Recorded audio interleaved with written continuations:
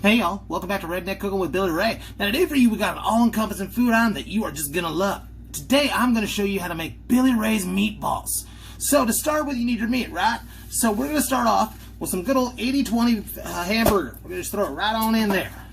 Now you need some kind of breadcrumbs or binder, right? I believe the best way to use it is you get you some of them cheese puffs, right? You take them, you crush them down, and you make a cup of cheese puffs.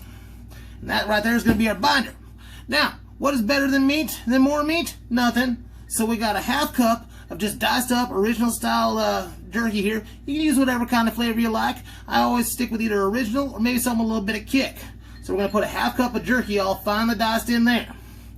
Now for seasonings, you need 1 tablespoon of Cajun powder. You need 1 shot of Worcestershire. You need a shot of what's in here sauce. So we throw that on in. And then one of my secret ingredients, we got a half cup of strawberry jelly right here. Throw that in. And then to kind of help you mix it up, you need about a half cup of water. So we're going to throw that on in there.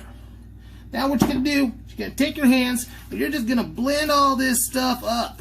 You're going to work it as best you can until you feel like you got everything harmoniously blended together. So give me a second, I'll be right on back.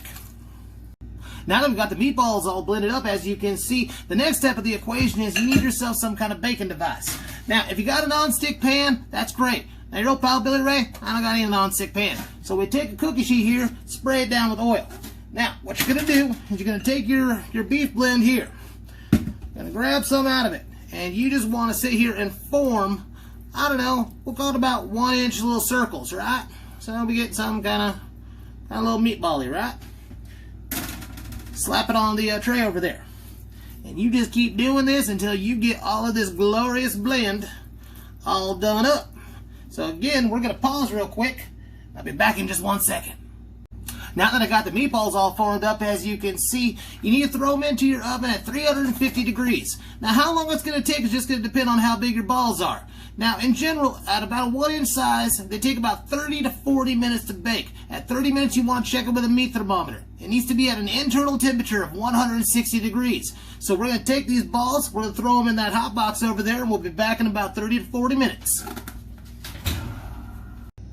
Now that the meatballs done cooked up and they all reached an internal temperature of 160 degrees, I took them out of the oven and I placed them on the side there and let them cool for about 10 or 15 minutes. And then we plated them up, and you got what we have here, which is my balls on a plate, and they are a sight to behold. Now I can tell you right now, these are some of the finer meatballs you'll ever have.